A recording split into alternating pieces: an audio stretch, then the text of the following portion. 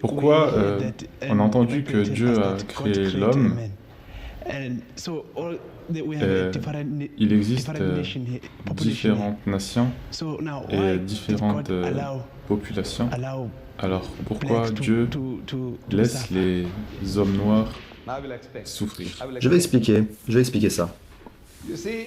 La création, c'est la création de Dieu. Mais l'humanité a créé ses propres standards de jugement. Comme par exemple, certains courants du christianisme prétendent que les hommes noirs sont les enfants de Ham. Donc Noah, vous avez entendu parler de Noah, après le déluge. Lisez dans la Genèse chapitre 9, Noah après le déluge. Lui et ses trois fils, Sam, Ham et Japhet, ont commencé à cultiver du raisin. Et à partir des fruits de la vigne, ils ont commencé à fermenter ces fruits pour en faire du vin. Et Noah avait trop bu, alors il s'est allongé tout nu. Ce que je viens de dire provient du livre de la Genèse, chapitre 9. Et parmi ces trois enfants, Sam, Ham et Japhet, Ham a vu la nudité de son père. Il était là, étalé tout nu au sol, et il trouvait ça très drôle. Donc il s'est mis à rigoler. Qui a rigolé? Ham. Vous savez comment on appelle Ham? H-A-M. Ham. En anglais, ham veut dire jambon. Les Anglais aiment beaucoup les petits déjeuners. Ham and eggs. Vous connaissez? Qui veut dire jambon œuf. On appelle Ham H-A-M. Donc le nom de cette personne était Ham, qui était un des fils de Noah. Il a donc vu la nudité de son père et s'est mis à rigoler. Très drôle. Ses deux autres fils avaient des remords et avaient honte de voir leur père ainsi, donc ils sont allés récupérer quelques vêtements et ils sont retournés couvrir leur père. Entre-temps, leur père a compris ce qui se passait, mais il était beaucoup trop ivre-mort pour faire quoi que ce soit. Et quand il a repris ses esprits, il a commencé à maudire. Et vous vous souvenez de quelle malédiction? Il s'agissait de « Maudit soit Canaan, car tu seras le serviteur de ton frère ». Vous suivez des cours de catéchisme? Vous vous souvenez de ça? « Maudit soit Canaan, car tu seras le serviteur de ton frère ». Donc ils ont instauré un système qui voudrait que les hommes noirs soient les enfants de Ham, cette personne qui a agi comme un porc en rigolant de la nudité de son père. Alors ils veulent s'assurer que vous gardez bien votre rôle, et votre rôle c'est passer le balai dans les rues, transporter les ordures, travailler dans les usines, etc. etc. C'est votre destinée, d'après eux. Tout ceci est l'invention de l'homme. Les hommes ont beaucoup d'imagination, alors que Dieu ne vous a pas rendu ainsi.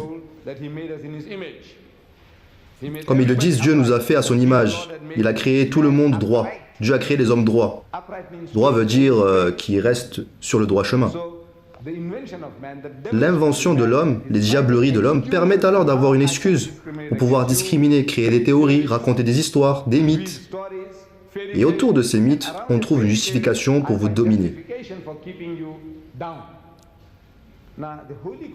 Maintenant, dans le Saint-Coran, le livre de Dieu, on nous donne une explication sur la théorie des races.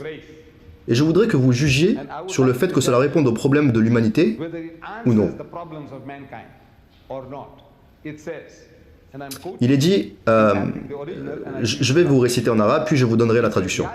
Il est dit, ô humanité, l'humanité entière, que ce soit les Africains, les Indiens, les Asiatiques, les Esquimaux, tout le monde.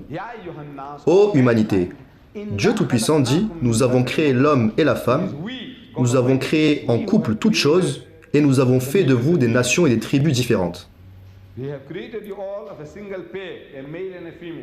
Pour quelle raison?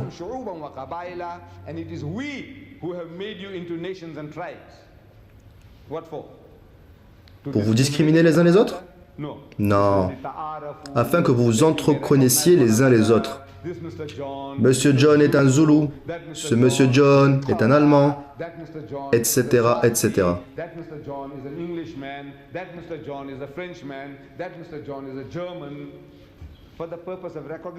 Dans le but de vous reconnaître, il a fait de vous des nations et des tribus.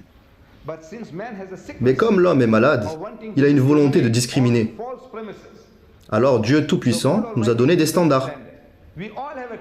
Nous avons tous tendance à nous comporter comme cela. Tout le monde, il n'y a pas d'exception. Il n'y a pas de nation sur Terre qui fait exception à cette règle. Tout le monde veut créer des standards de jugement afin d'affirmer que les autres sont inférieurs à eux. Tu as parlé précédemment des Africains, et je suis d'accord que dans le contexte sud-africain, ils sont au bas de l'échelle. Économiquement, en termes de niveau d'études, professionnellement, ils sont au dernier rang. On ne peut pas contredire cela. Mais parmi les Africains, nous avons les Zoulous. J'avais demandé aux étudiants, êtes-vous Zoulous? La majorité l'était. Certains m'ont dit non. On est d'accord que la majorité des gens sont issus de cet institut sont des Zoulous. Correct? Maintenant, je vous demande, Zoulou. Que veut dire Zoulou? Le paradis. Non?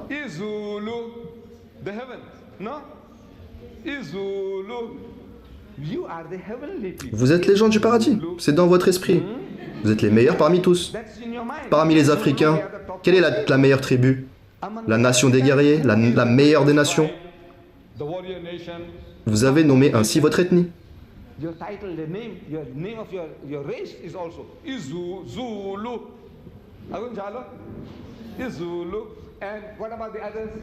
Et qu'en est-il des autres alors? Les Xhosa, les Swazi.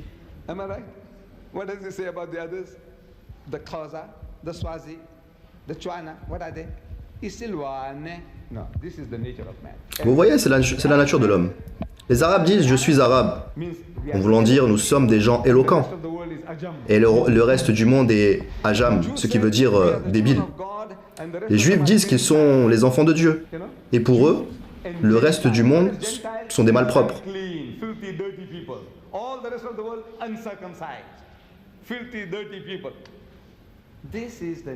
C'est la nature de l'homme. Tout homme sur Terre, qu'il soit indien, européen, anglais, il se sentira meilleur qu'un Allemand. Un Allemand meilleur qu'un Français. Et le Français meilleur qu'un Italien, etc., etc. Donc, c'est la nature de l'homme.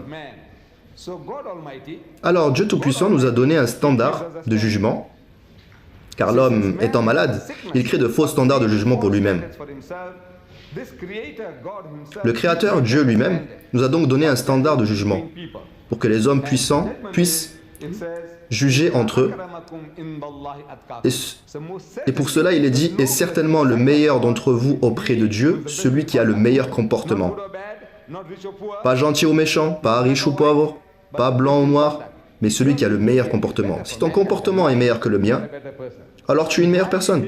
Et si mon comportement est meilleur que le tien, alors je suis une meilleure personne. Cela n'a donc rien à voir avec ta race, ta langue, ta couleur ou ta richesse. C'est le standard de jugement qui nous a été donné par Dieu Tout-Puissant dans le Saint-Coran. Ton comportement, ta conduite, ton bon comportement. Y a-t-il d'autres questions ?